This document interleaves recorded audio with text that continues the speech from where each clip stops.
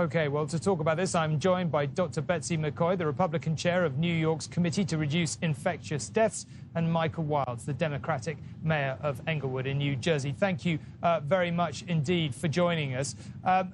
Betsy, perhaps I can ask you, first of all, I mean, do you think for many people COVID will be the defining issue tonight? Well, certainly the Biden campaign has attempted to make it that. They've said from the beginning that they blamed the president for 230,000 deaths, a rather cynical statement. And they've tried to make this campaign a referendum on the president's handling of the virus. But in fact, if you look at the facts, mortality from this virus in the United States has plunged 70% from March to August, according to NYU Langone data. And that's largely because of actions that the president took to rush production of ventilators, to create field hospitals and adequate beds, to marshal the resources of the private sector to develop therapeutics. And when you look at the survival rate of Americans with COVID in the hospital, it is double or triple the survival rate for patients with COVID in the UK, in Belgium, in France, in Italy, and other European countries. So actually, the president has done a very good job compared with many world leaders. Well, listen, we in Britain are not necessarily in a position to go lecturing anyone on their COVID response. So let's just put that on the table straight away. But nevertheless, you know, if you want to talk about international comparisons, you might look at a Taiwan or a Hong Kong or many other places that have got it under control. Meanwhile, in America, there are many, many, many people who've died. I mean, is it really credible to say that Donald Trump's handling of COVID has been sort of everything it could be? Not everything it could be. It's a very strange virus, and most of the world has been taken by surprise. But I would say that Donald Trump has handled this virus at least as well as most Western European leaders. And for that kind of comparison is valid. I would also say that he has done something quite exceptional in Operation Warp Speed. In other words, he went to the drug companies and he engaged 4 drug companies to create 8 vaccine platforms because failure was not an option. 1, 2, 3, not enough, 8. And he paid to have those vaccines produced even before they passed the tests for safety and efficacy.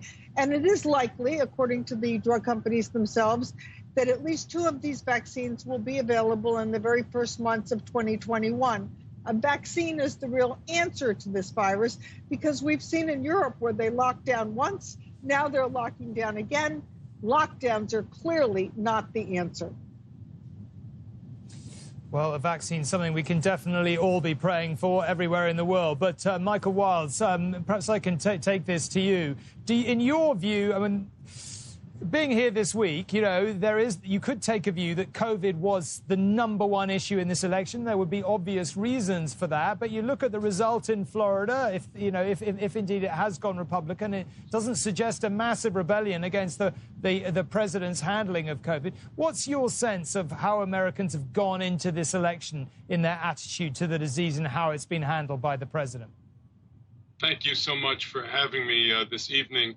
We've seen a resurgence of COVID at exactly the wrong time for a president who's been locked into a strategy of downplaying the dangers of the virus and the impact in our lives. New Jersey and other northeastern parts of the nation experienced a much heavier hit in the spring than did the Midwest, the South, and other areas where the president needs to do well to win. Many of those areas are now going through what we did previously, and that could have a substantial impact on this election. Let's remind ourselves, as your reporter said, this president is 74 years young, and he was afflicted by this COVID as well. And it has undeniably changed this elections.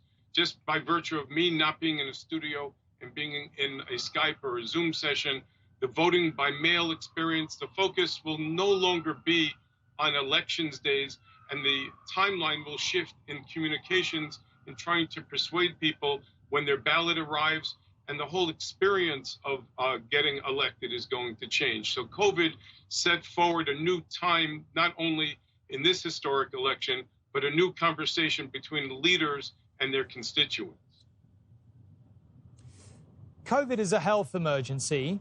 it's also an economic emergency. And there is an argument to say that, yes, people are very worried about COVID in many cases. They may not think that the president has handled COVID very well, but that some of them at least may think, do you know what, I trust him to build the economy afterwards, and we're going to go that same way again. Do you think there is some merit in the idea of whether he is, you know, the right or the wrong person to do it, that people's thoughts are perhaps looking forward a bit more than maybe we gave them credit for in terms of thinking beyond the immediate health challenge? If I may take a shot at that, you know, I think that Americans, by and large, have been positive thinking experience. And despite pandemics, you know, in the 1918, we had a pandemic. And then in New York City, we had the Roaring 20s thereafter. We are resilient and we can face challenges. The problem here, in my opinion, from all sides of the political spectrum, is the hijacking of the parties by the extreme, the foil to the middle. You know, we used to go to sleep in the United States, to David Letterman, to Johnny Carson. These were personalities that were born and raised in the Heart Belt, in Indiana and Nebraska, the middle of the nation. The middle of the road has fallen. So when people are talking about economy in the middle of a COVID, when the left seems to have hijacked a part of the party, where the right hijacked the party in the last election, this is forcing a lot of people to uncomfortable positions when they're voting and when they're dealing with social unrest and all of these disconcerting things at the same time. It really begs the point that we have to push our elected leaders to the middle, where they can govern the different extremes and come to some sense of normalcy. OK, Betsy McCoy and Michael Wiles, thank you very much indeed for joining us. There's actually quite a lot we could discuss in that, the idea of, you know, pushing to the middle.